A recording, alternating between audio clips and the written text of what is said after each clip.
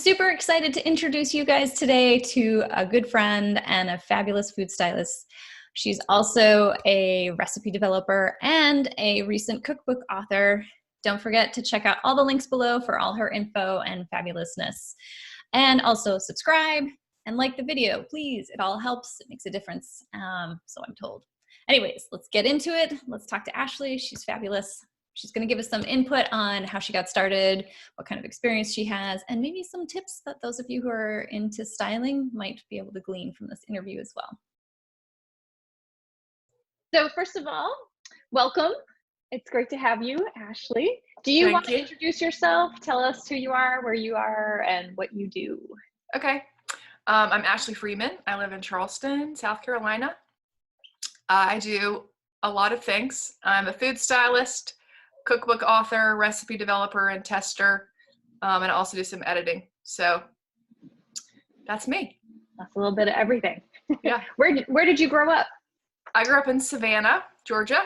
Nice. So Charleston's only about 2 hours away, which is great. Yeah, you still have family down there. I do. Tell me a little bit about like a favorite childhood food moment. Gosh. So I grew up in a family that cooks.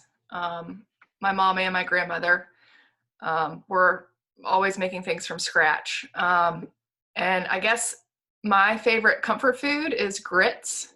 It was like the cure-all for everything.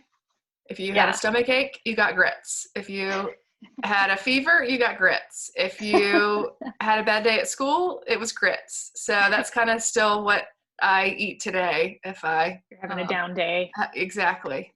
So you're having a lot of grits right now? I am. I am. For those who might be watching this later on down the road when the clouds have cleared, we are doing this interview during the COVID-19 lockdown. So, well, when you were a kid, what did you want to be when you grew up? I knew I wanted to cook. But I didn't want to go the chef route because I knew the hours were not ideal for having a family. Yeah. And food styling is so much more flexible. Well, I'm thankful for it now because I can do it from home. Yeah. Which has been really great. Yeah.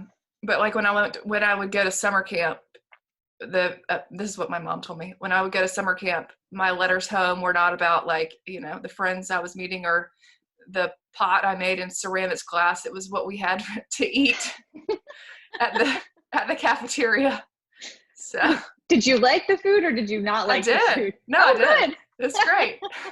Like, how did your interest in food styling specifically begin? Because I'm assuming when you first started cooking and thinking about a culinary career, food styling wasn't necessarily something you might have been aware of, or maybe you were? I wasn't. No, I didn't even know that job existed. I did an internship after journalism school with Coastal Living magazine in Birmingham, and they paired me with a food editor, which was it ended up kind of dictating my career. And I discovered then that I wanted to work there at Southern Progress. It was a big umbrella of Sothern Living magazine, like that whole group, Cooking Light. So after my internship, I talked to the HR guy and I said, how do I get a job here? And he said, you really should go to culinary school. Yeah. So I did. And then after I graduated, I came back. I remember that conversation. So I called him up and I said, okay, I got my degree. Now what? And so I actually started working in the test kitchen for Sothern Living's cookbook division, Oxmoor House. Yeah. And in the test kitchen, I was developing and testing recipes, but one day the food stylist didn't show up or they needed an extra pair of hands. And so I gave it a try and fell in love, and it was that. So it's like luck. It was. Yeah, it just it worked out. Yeah. So do you feel like your background with culinary school, you feel like that's like a must-have for a food stylist, or you feel like that kind of gives you a leg up against others out there who are doing it? Like, how common is that? I think it helped me because I knew knife work and techniques and why things didn't work. Because a lot of times in food styling, you get a recipe that's never been tested, or say it isn't so. I know, it happens all the time. And so you have to do stuff on the fly. Yeah. So that extra knowledge really helped me, know how to fix things that went wrong. I mean, of course, that also, comes with experience. Yeah. Trial and error. So definitely. Well, so like describe your responsibilities like a typical food styling job from start to finish. Because I know it begins even before shoot day. Oh yeah. So typically you get the recipes, hopefully with lots of time before the shoot, but a lot of times that doesn't happen. Yeah. So in an ideal world, you get the recipes at least a week in advance, and so you have time to like look over the recipes and see if there's any issues you can spot from the beginning. What would be like an issue that you might notice in a recipe, for example?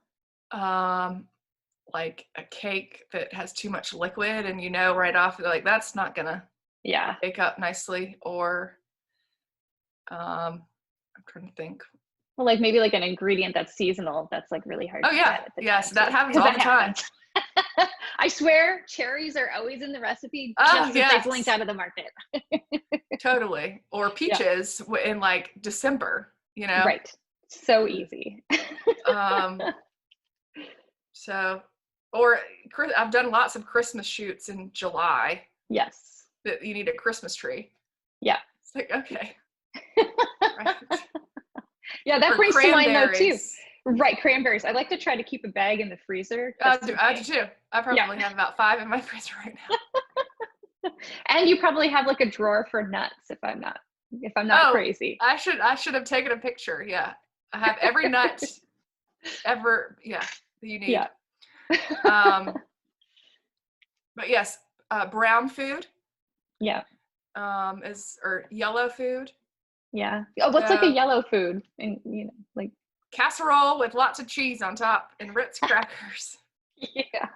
Make that look interesting. Yeah. Right. Yeah. Parsley is your friend.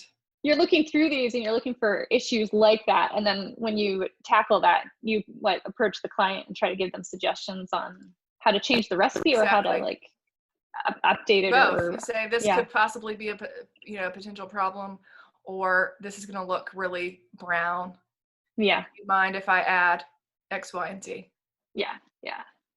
So like hopefully that happens days before you even go shopping. Right.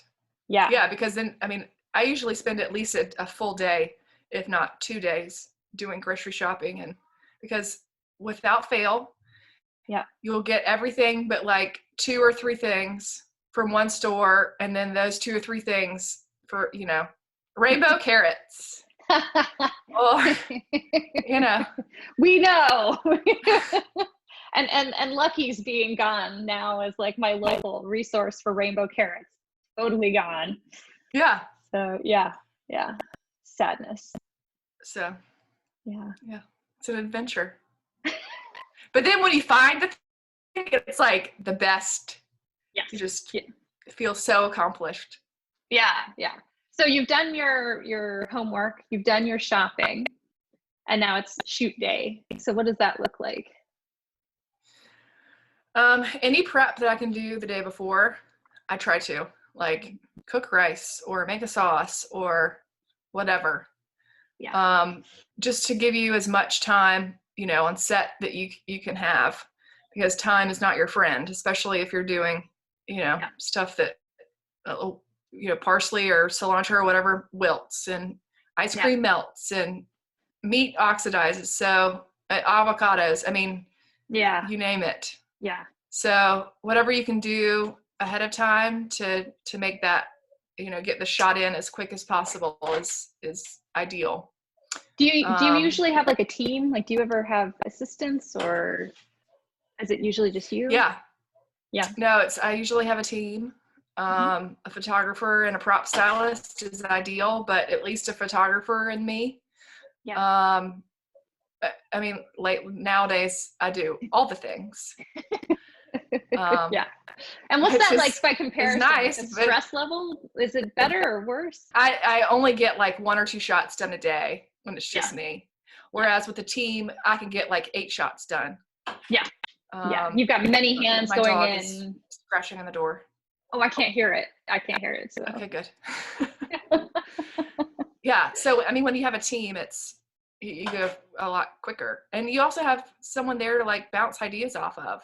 Whereas Which can be huge. It is. I mean, Yeah. I tend to overshoot when it's just me, just so, like 3 days from now, I go back and I'm like, why didn't I, show it this way? Oh, well, I have 500 versions of this one shot. So let's see if anything here will work. Yeah. It's like trying to get out of your head. I know, like when we shoot and if we're doing something that we're just kind of doing for fun, we're less critical. Then when you have a client in the mix, that sort of pushes you sometimes a little bit farther. And so when you go back to shooting for yourself, you have to try to put yourself in that client mindset. Like, okay, what would somebody else be critical of? And like step back and look for things that are jumping out, that are grabbing attention that shouldn't be. Yeah. Like the other day I shot something and I didn't realize it, but you can see that my apron in the corner and like all the shots. I'm like, oh my gosh, how did I not see this? It happens. Yeah, because you're so focused on the food. Right. I'm like, oh, that looks great. Yeah. A melty cheese moment. And then there's my stupid apron. If you need help with retouching, let me know. I can sometimes help. I know who to call. Okay, yeah. So what do you like most about food styling? I like making food look pretty. Yeah. It just makes me happy because you eat with your eyes first. So. That's true. Yeah. Yeah, that's definitely true. Is there something about the food styling job that you don't enjoy or that you find really challenging and frustrating? Like if you could just like make it disappear. And I know that's sort of like a tough one because sometimes it's that like difficulty that makes for a really big win at the end of the day too. I mean, there are definitely recipes that like give me heart palpitations. Yeah. Like ice cream. Yeah. Stresses me out. Anything baking is really tricky, like cakes. Mm-hmm. I mean, luckily with that, you can usually make them ahead. Yeah. But baking in general, I don't know. It's so like it either works or it doesn't. And elevation, like I found here being in Florida versus like somewhere with a higher elevation, it makes a big difference on some things that I have run into. And the client's like, what's going on? And I'm like, I don't know. Because I'm a photographer and I went to school for art and I don't have a culinary background. Well, so then like you're on set and your task, and I'm just going to circle back to like day on the job. And so you're there, you're preparing the food. Sometimes you're also propping the set and all of that and being pulled in like a million different directions. So like from like 8 a.m. to what time do you usually end the day, or what's the average end of day? It depends on the time of year because I try to use natural light. I'm not advanced enough to do artificial light. I mean, it's just too tricky for me. So nowadays I've been shooting until 6 if I have to. But sometimes, I mean, just by the end of the day, you're just done. I mean, my creativity is like out the window and I'm not making good decisions. So, morning of the shoot, you're finishing up any pre-prep, you're getting all your like mise en place and everything set. And then you get on set, you know, how much are you sort of on set or versus in the kitchen during a shoot? Let's say you have like one massive thing that you're doing. I usually cook the thing and then I'm on set. Yeah. And I only run back, you know, for more parsley or a last minute, you know, something to be added once you've gotten everything set up. In some cases, I use a stand-in so that the photographer can get, you know, something set up if it's like a really, if it's going to change. When I was working at Oxmoor House, I didn't like doing stand-ins because what would always happen is they would like the stand-in better. Or I really like this. Why can't it look like, you know, I'm like, I can't replicate. It can't be exactly the same, you know? Yeah. Well, so like, what would you use as a stand-in in that instance? Just like a really roughly put together something, or? Like a sandwich, for example. I'd pick not the prettiest bun, maybe a piece of chicken that was beat up. Right. You know, just so that they can get an idea of what the recipe's going to look like. And then without fail, I really liked where that sesame seed was and that other bun, or I'm like, oh, you're kidding me. Yeah, well, because they kind of like get married to what they're seeing. Right. So yes. They kind of like fall in love with like the lighting and the set. Right. And then I've not done that too much. Like usually for like it's that moment of getting that first shot or the first shot to the final, like here's everything all garnished and ready, can be really stressful because the client could come in and change their mind completely about the plate or whatever. So you're trying to do everything you can to try to give them as much information as possible up front. But then like you run into a risk of getting them married to some stand-in. So what's your favorite tool or piece of equipment and why? My favorite tool, I have several. Yeah. I have a little small offset spatula. I should have brought show and tell. I've used it for so many things. Yeah. Tweezers. Mm-hmm. Gotta have tweezers. Yep. And some good paintbrushes. Yeah. Yeah, those are huge. Yeah. So we already talked about like the most sort of challenging foods to style, but do you have like a specialty or something you feel like you're uniquely good at? Like I get in there and I like bust a move and it's like awesome every time. Because I've got some ideas for you, but I've been doing lots of pancakes lately. I was just gonna say. So like now that you've got like all this pancake experience, what would you say is like the top 2 or 3 things somebody who's gonna try to style pancakes needs to keep in mind? So I make a lot to choose from. And then between each layer, so so let's say we're doing a stack. Yeah. I put little pieces of like thin pieces of cardboard so that it's, even, to give us a lot of time, to shoot to get that perfect drip. I take just regular Aunt Jemima and I boil it down until it's like super, super thick. Yeah. And then so it like drips so slowly and you can get that perfect syrup drip. Yeah. How about bacon? So I have several different ways. It kind of depends on like, if you have it like the perfect wavy, I mean, that's like commercial bacon as opposed to, real life bacon. So what you can do is you get a sheet tray and you kind of like mound up aluminum foil. So there's like these little mounds and then so you put the bacon over the top and then you bake it in the oven. And you let it harden and it has the waves in shape. Yeah, I've definitely seen your bacon game and it is solid.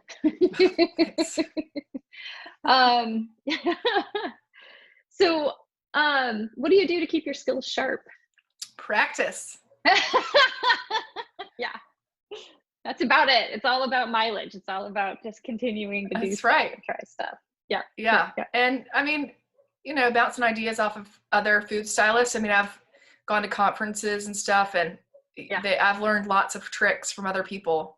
Yeah, we all reach out to each other. That's definitely true. Like I'll reach out to you, you reach out to me. I've got people all over, like we all sort of know, hey, so-and-so's worked with such and such a bunch or whatever. And so like it becomes a resource. Yeah, I think I texted you about chocolate one time. I get texted about chocolate, not infrequently. And I've heard to hit it with a hairdryer. Stop it. Stop. Oh, I know. Chocolate. Stop it. It looks melted. It really does. It doesn't look shiny. It looks melted. And then good luck moving it if you need to, because then it's everywhere. Right. Goodness. Exactly. Sorry, that's a pet peeve. Well, so where do you find your inspiration when you're like working on a shoot and trying to come up with ideas? I love Pinterest. Yeah. And as far as like, I don't know, I get really psyched about food watching like cool documentaries. It's so dorky. Like what?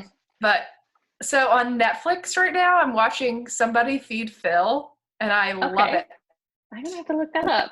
Okay, so this guy Phil, he was like the producer of Everybody Loves Raymond. Okay. He's this great jolly guy who loves food and he travels all over the world and he gets so excited about everything he eats and it's just so wonderful. Stuff like that. And the food is beautiful. So same with Chef's Table on Netflix. I mean, the cinematography is just gorgeous. When I'm able to, I eat out. Yeah. Um, Back in the day. right. Yeah, well, so speaking of that though, like what's your favorite place to travel to for food? Love Asia. All right. But where in Asia have you been that you've had the food and loved it? So we were in Hong Kong for 3 months. Oh wow. Yeah. The year we got married, and that was amazing. That was my first time going to Asia. Chris had been a lot, my husband. So like their dumplings. Oh my gosh. My God. Right. Yeah. Come on. Amazing dumplings. Yeah. But Hong Kong is so well centered in Asia that we were able to travel to like so many other countries. And just all the food. Delicious. Speaking of like Netflix documentaries, street food, they did and oh my God, look it up. That's next. So many awesome characters, and it's the first season is all Asia, so it's kind of amazing. Oh, great. What lessons has your career in food styling taught you? I mean, because I do this for my job. Like I pay attention to what other people are doing. Like when I'm eating out or, follow someone on Instagram, I'm also trying to teach myself how to be a photographer. Yeah. So I'm like noticing little things like where's the light coming from in this image, or why do I like this picture so much? It could be because they used pretty herbs or this bowl or whatever. So I feel like because I'm in that world all the time now, like I'm paying attention to things I otherwise wouldn't have. So attention to detail, noticing. Right. Trying to identify like this is attractive, but like why?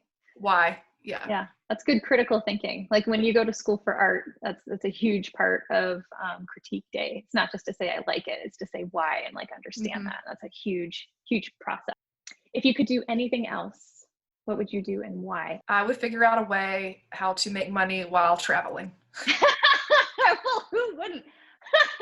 I don't know. I haven't figured it out yet. I'm trying. I had that question and I said I would be like a treasure hunter, but very successful. Yeah. Because they all have like huge yachts and they're always in these like crazy locations trying to find like Atlantis and stuff. Like, I'll do that. Right. Kind of figure out how to make money. Yeah. And how to school my child while we're gone. Yeah. Perfect. Yeah. So what advice or wisdom would you give to someone considering a career in food styling and photography? I've learned a lot by like going to conferences and just research. I mean, I'm always trying to learn new things. Yeah. YouTube. I mean, like there's tons of videos out there. You don't have to have a fancy degree, just practice. And I think props also help a lot. And you don't have to have a huge prop closet, but what you're using to showcase the food is really important. Yeah. Simple plates and stuff. I mean, it's just a white plate. Yeah. But like a clean white plate, like not the one with chips and knife marks and stuff all over it from your dishwasher. Right. No crazy designs. Right. Exactly. Yeah. Nothing that would be distracting. Well, we're getting close, so I'm going to just fire off some fun ones for you. Let's see here. What's your favorite breakfast? I love sausage and bacon. Like my grandmother grew up on a farm. Yeah. And so, I mean, she's always had like a full, hearty breakfast. And I mean, the apple doesn't fall far from the tree. So that's what I liked. I like savory stuff for breakfast. That's awesome. What about your favorite beverage? I love wine. Right now, it's a good time to unwind and appreciate the nuance of a good bottle of wine. Are you reading anything right now? Lots of children's books. Favorite quarantine distraction besides wine? I've been watching a lot of TV. Yeah. And I do puzzles. Yeah. I am so jealous. I have Jigsaw puzzles. And then what's your, what do you do besides, food, photography, recipe development, things like that as a creative outlet or stress relief right now? We have been going on lots of bike rides. Oh, yeah. The weather has been amazing. Anytime I can spend outdoors, that's been a big stress reliever. I remember you being on set. I can't remember who it was for, and the tent was outside, so that was a challenge anyways, weather-wise. This was Food Network show. Food Network, yeah. Yeah, and then every morning you would post a picture of this beautiful pond and the sun, like is it rising or setting? And well, we're about to wrap up, but I feel like I missed on like, do you have a dream shoot or client? And if so, who would that be? Or what would it be? It could be The like dream what food you'd like to do, or a product somewhere, or yeah, or location. Somewhere tropical, and pay me to stop it there. Like, yeah, I don't know, Greece or oh my God, yeah, Tahiti. Yeah, yeah, that sounds fantastic. Yeah, that would be a dream. There you go. Well, we're gonna put that out there into the ether, and it's gonna happen. Great.